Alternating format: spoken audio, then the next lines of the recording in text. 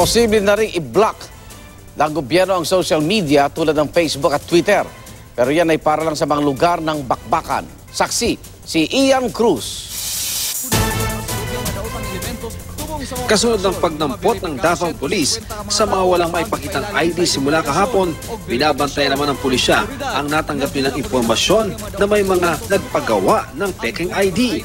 More than 1,000 individuals have already availed of fake IDs in our printing press based in Davao City.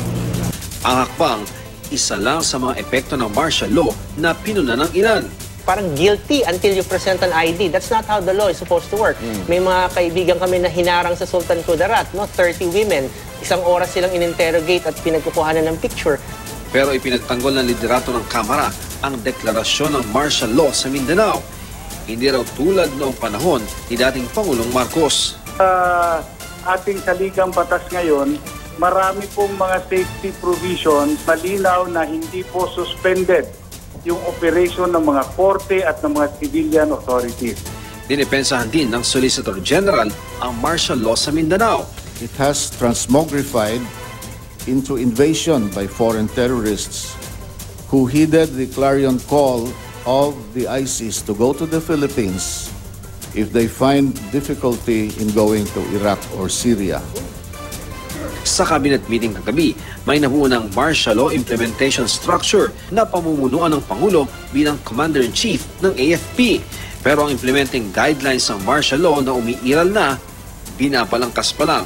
Hindi naman daw nila i-recommend ng isuspinde ang freedom of expression, pero ipatutupad ng gobyerno ang right to censure, pati sa social media. Pero doon lang sa lugar ng bakbakan.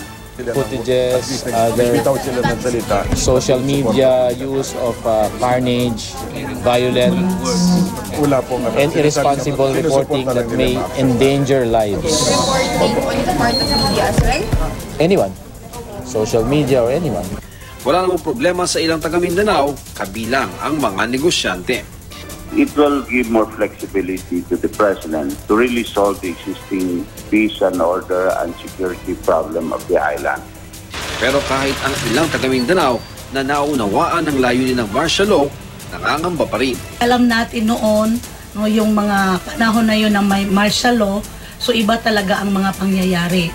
So yun na nga, merong flashback na sa ating isipan na baka mangyari din. Pero sana hindi naman. Si dating Pangulong Fidel V. Ramos may puna ng tanungin kung nagkaroon ng failure of intelligence dahil nauwi sa ilang araw na bakbakan. Ang dapat ay pag-aresto lang sa Abu Sayyaf leader na si Isnulon Hapilon. Hindi natin masisiguro yan ngayon sa ngayon. But I know there is a certain failure of organization in the entire government right now. Nilinaw niya pabor siya sa martial law pero sa mga piling lugar lang at hindi sa buong Mindanao. Lalo't ngayon pa lang daw ay marami nang nalalabag na karapatang pantao. Sagot dito ng Solgen, hindi ito praktikal. We don't have secure borders wherein we can contain the rebellion in one area. So because of the mobility of these terrorists, they can move from Marawi to Iligan to other places. May paalala naman ang Chief Justice ng Korte Suprema na may kapangyarihang mag-review sa martial law declaration kung may kumwestiyon ito. May batayan daw sa kasaysayan ang pangamba ng marami, pero pwede pa rin daw makinabang tayo sa bagong bersyon ng martial law na pinapayagan ng post-Marcos Constitution. If President Duterte and the aforementioned government authorities avoid the gross historical sins of Mr. Marcos and his agents, then our country might reap the benefits of the legitimate use of the provisions on martial law in the 1987 Constitution. Mula rito sa Davao City, ako si Ian Cruz, ang inyong saksi.